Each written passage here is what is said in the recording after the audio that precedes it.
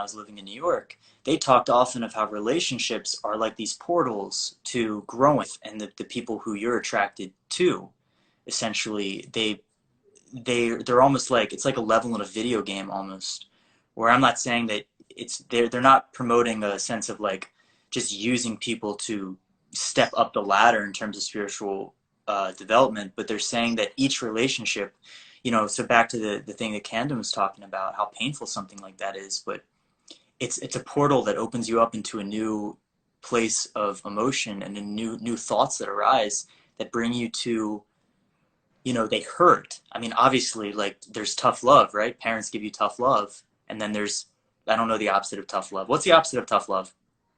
Soft love? Soft, I don't soft. know. Cuddly love? I don't know. Gentle love. Gentle love. But exactly, it's like, is that a wedding ring? No, this is not a wedding ring. This is my right hand. I know it's reverse. It always looks reverse. Do you remember one time when I showed up with a ring on this finger? Yes, like, I do remember that. And you flipped out and you were like, did you get are you married? And you were so serious. Like, you legitimately thought I would have gotten married. Well, I thought that... Just without you having any knowledge of it. Yeah, that's what I was... It was all about me. Let's just be clear. It was all about me not knowing. And I was just like, you're going to go off and get married and not tell me? Also, I don't think I was even dating anybody at that point. So, like, how could that You're like, hey, hi. This guy, and also I'm married. Oh my god. Yeah, how was your weekend? Oh, it was great. It was great. I went to Cafe Gratitude, and I went to the beach, and I got married, and it was this and that. I don't think I would get married on the beach. There's too much sand. Well, that's this very unique comment. That's a strange comment. I love the beach, but I feel like, because I definitely want to wear like a long, flowy, pretty dress when I get married, because I love dresses. And I feel like for my preferences, I feel like there would just be too much sand. Chrissy. Hi. Oh. Who's Chrissy? Me. Oh! Supernatural. That was your character in Supernatural, right? Thank you, Camden. Are you referring to the too much sand comment? There's a lot of sand on the beach, at least on the beach. True. Of course, okay. They understand. They get it. You get it, okay, and I get it too. I'm on the train. Ian, someone named Taylor, I think, says that you were their first ever crush. How do you feel about being in a profession where that's the case for a lot of people, where they like saw you and they're like, so dreamy, he's so perfect, he's so charismatic, look at his teeth. Okay, let me think. What's it like being in a profession like that? It's interesting because it's definitely like what I was saying about with relationships. It opens you up to a different reality, right? Like, it's, in a weird way, it's like it is a reality, but at the same time, it's also totally based in fallacy, like the people who see you in a role, they don't know you, they don't know anything about you.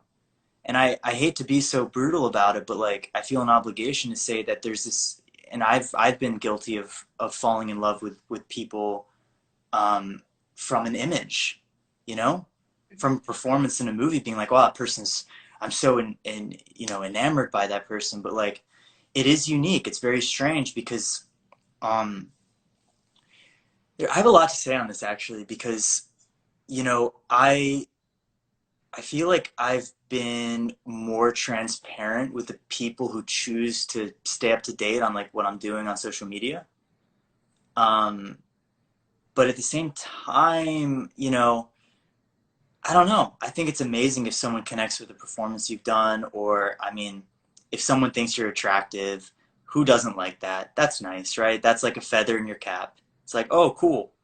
But it's also very confusing at times because, like, okay, here's a good story.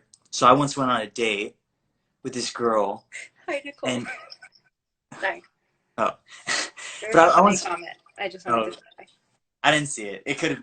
But, like, what's interesting is, like, I don't know. It's It's definitely unique. I have to say, it's a very I think strange dynamic. You know what I'm talking about? Like where they don't I really. do, but I think it happens outside of this profession even because I think people, including myself, have fallen in love with like, or even an infatuant, with the idea of somebody instead of like who they are. And so I think it can happen in this career, but it can also happen just like if you see somebody and you start creating kind of this idea of who they are in your head before really getting to know them. Yeah. So I think it happens. I always try to make sure that I, like with friendships and obviously like when I start dating somebody and stuff like that, I always try to really make sure that what I'm seeing in them is them and not like my projection onto what I want them to be. That's exactly Um, it. Yeah, 1,000%. I totally but agree with you. I don't know. I feel like it's constantly. I mean, ask me in probably like 5 days, and I'll have a different opinion. Who knows? I'm like, especially right now, I'm thinking about so much. I'm talking to so many people. I'm listening to like so many podcasts and interviews and stuff, and I'm like evolving a lot. I'm learning. Like that's that. Wow, Yeah. that was the most pretentious thing I've ever said. But I feel like Not at all. not even that I'm just like getting a lot more information than I normally would, because normally I would be like stuck in traffic on the 405, or I would be Yeah. at work, or I would be wherever. And I feel like now what I hope to kind of bring with me out of this kind of quarantine is that intentionality of listening to people, and not for the sake of like what I need to get out of the conversation, just for whatever they're offering. But Yeah, 1,000%. I remember someone was saying that like how often do you just sit in a conversation and like truly listen and like wait for the other person to spark a thought rather than be like, what am I going to say next? yeah, I mean, it's I like, think that's especially important in like disagreements and arguments, mm, because I'm for sure, like I'm a Scorpio through and through. I'm for sure the person that's sitting there in an argument. Ian knows this. We've had arguments before. Not a lot, but you and I have had a couple of like real tiffs. And you say tiffs? yeah, that's a word. No, I know it's a word. I just never heard you say tiffs. But like where I have to really work on listening to the other person if I'm Yeah, upset, because it's so interesting. I'm so comfortable being vulnerable in my work, but not necessarily we're in a situation where I feel like I'm being called out, or where I feel like I'm being wronged. So I'm yeah, immediately jump to being like, okay, but how am I going to like make sure that they know that from my perspective I was doing the right thing, instead of yeah. just listening to the other person. So that's something that I've really been working on the last couple of years. But I think it's like this weird need to defend your opinion as if you know what it really comes down to is I've been writing a lot about in this thing that I'm working on right now. I was writing a section that was where I was referencing the Bhagavad Gita a lot, which is the Hindu text of a very small portion of the Mahabharata. I think is how it's pronounced. Mahabharata. I think it's the Mahabharata, which is this massive, just massive collection of different spiritual texts. But the Bhagavad Gita is probably the most well known, and it's a very small portion of it. But there are all these different sections where they talk about attachment. And when you're so attached to your identity, you're so attached to your opinions, when you're I'm attached attached to to everything.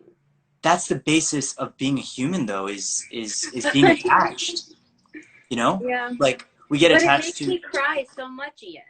well I'm that's always so crying all the time. I don't think I've seen you for longer than like 30 minutes at a time without getting really teary eyed and crying about something, even if it's a really good thing. If I see something, okay, earlier I was watching, I guess this was yesterday, I was watching that, the Some Good News show. Have you seen this on like Instagram and YouTube? And okay, I'll send it to you. But it's like they were showing like different news clips of like nice things and like videos where people have been really nice lately, and it made me so happy that I got so like yeah, I got I know. I got also cry about. So yeah, I'm attached to I'm attached to Chrissy Chambers. That's funny. Um, yeah, so I definitely am attached to lots of things, and I think that's good, and that's not good at the same time.